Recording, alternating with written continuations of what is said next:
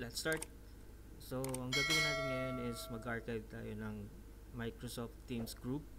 So, kasi tapos na yung academic year, so we need to archive all the Microsoft Teams group. So, using the PowerShell, archive natin siya publicly. Alright? So, let's start. So, from here, you need to go to admin. Sa Entra admin, ida-download natin yung lahat ng Microsoft Teams group.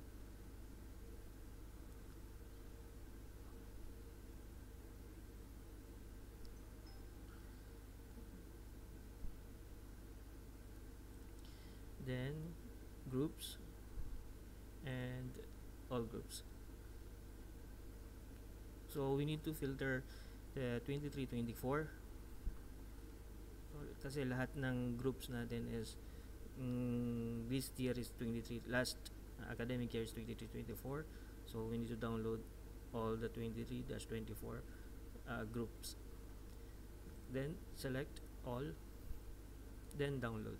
Ang kailangan lang naman natin dito is object ID, these object IDs. Alright, then download, start.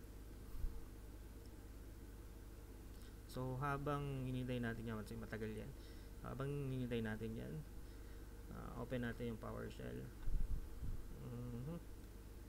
Run as administrator. Yes.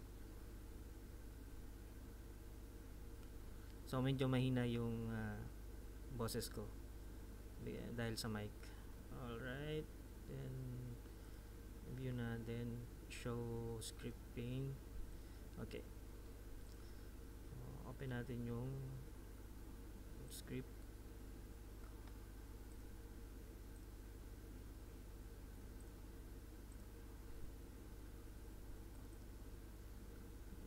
Script.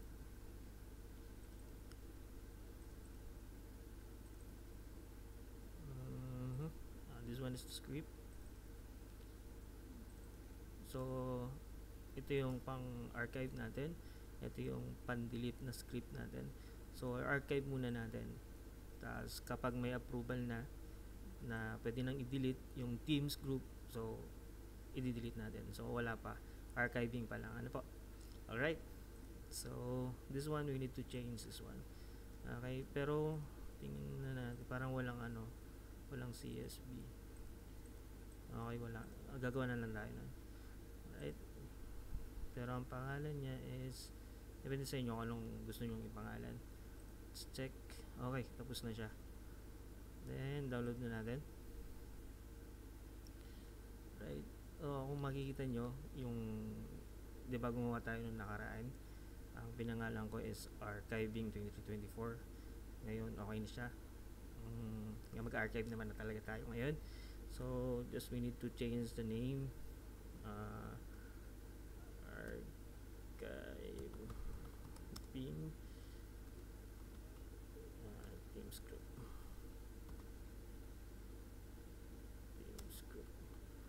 Or just Teams group na lang.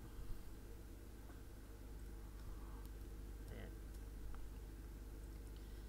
Then we need to change this one. Na save na natin. Punta natin. Right, so open natin to.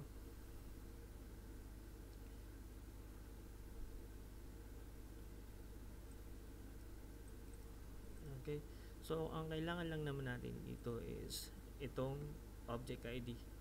Okay, so unique yan. So ito lang yung kailangan natin para may archive natin using the PowerShell. Right, so gagawa tayo ng CSV file kasi wala siyang CSV file. Right, so gawa tayo dito, or kopyahin ko na lang to, paste, Teams group,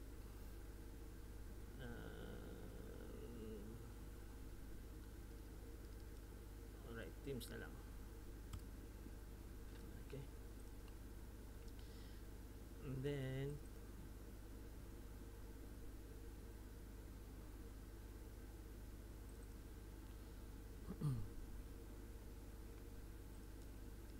teams. So ang kailangan lang naman natin dyan is ito. Ano ginawa ko? Delete. Alright. So ito lang naman yung kailangan natin dyan. Actually, mayroon akong isang ginawa dyan kanina. Nag-test ako muna. Alimutan ako, parang yung una yun eh. So mag-error naman yun na already archived na, di ba? So puntahan natin yung script. So this is the script. Save this, then close it.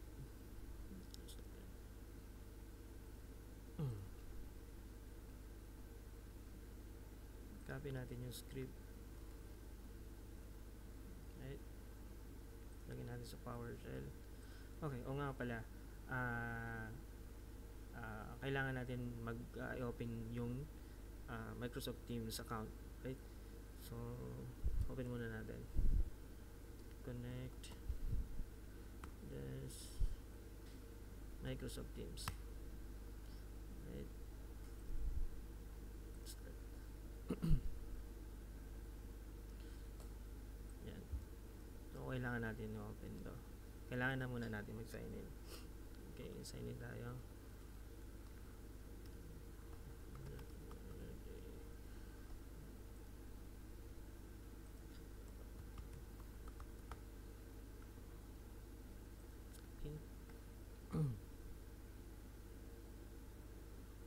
Alright.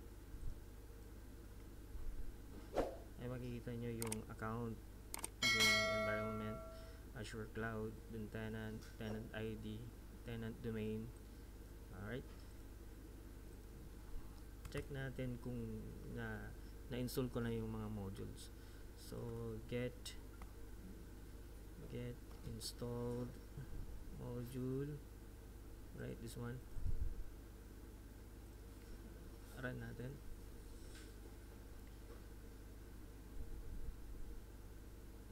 Alright. So kapag hindi nyo pa na-install itong mga module na to, kailangan nyo install yan muna bago nyo i-run yung script natin, kasi pag hindi na magagana. Excuse me. Alright. So dahil sa naka-install na siya, so natin gagawin is i-paste natin yung script natin. Punta tayo sa script. Itong script na to, copy, and then paste natin dito. So babaguhin natin tong path na to. Alright. Kukunin natin yung path, itong path na to. Alright. Shift right click, then copy as path, then paste natin dito. Natin. Oops, sorry. Alright. Okay. So okay na tayo. Okay lang kami select yan. Then after selecting, i-run natin. So makikita nyo dito na mag-archive na siya. Makikita nyo dito is mag-archive na siya. Alright. So let's do it. So medyo matagal to. 700 plus something yung subjects or group teams group. So medyo matagal yung para archive. So hintayin natin, no? Okay, let's do it.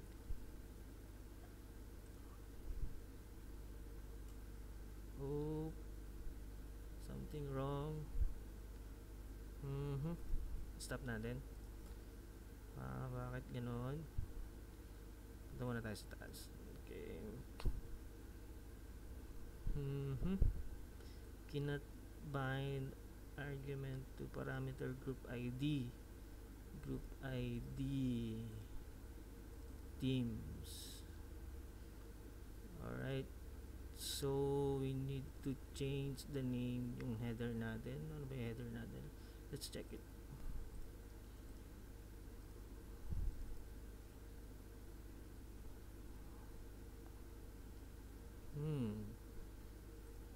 Okay. Kasi naka-ID siya. Yung name natin is ID. So we need to change to teams.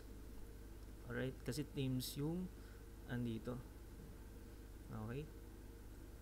.teams. Okay? Change na lang natin.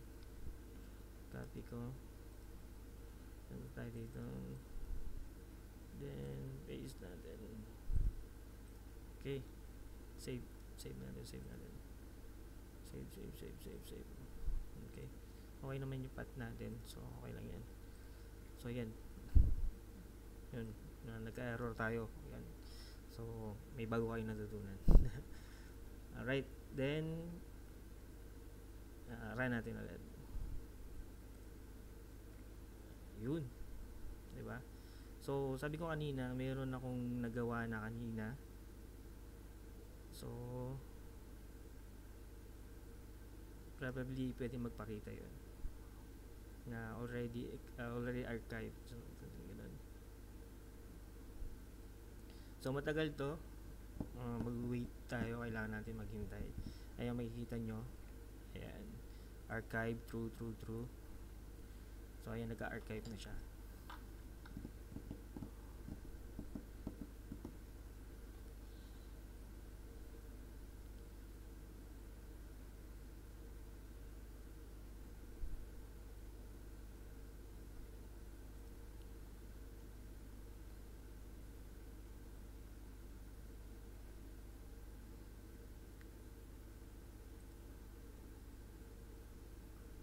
So, medyo matagal to. Ipopost ko muna itong video natin. Then, after this, then ituloy natin. So, tapos na yung pag-archive natin. Yung mapansin nyo. Ayan. So, tapos na siya. Okay. Then, ang gagawin natin is check natin yung Teams group kung naka-archive pa talaga siya o hindi. Diba? Okay. Admin. Show all. Then, Teams. Okay. So, from here, we need to select the manage teams.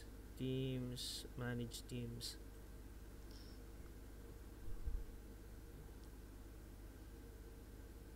Okay. So, dati pa to. Okay. So, meron tayong 2,103 teams, group teams. But, nakaran down pa to. So, we need to filter the 23-24 kung naka-archive pa talaga siya. So, ang status dapat niya is like this, archive, right? So, let's go back here, 23-24. Okay, then check the status. So, ayan, mapapansin nyo yung status niya is naka-archive. Alright? So, hanggang baba yan. So, kung gagawin mo to manually, aabutin ka ng oras dito. Ang pagod. Promise. So, let's check. Yan. Yan, naka-archive siya. Alright? Back natin. So, yun lang. So, itong script natin na to is paste ko sa comment section or paste ko din kasama to. At yung nakaraan na video na rin, post ko din yun. Yung script na yun, kung paano mag-block ng user sa PowerShell in Azure directory. Alright? So, thank you for watching. Sa susunod na video ulit natin.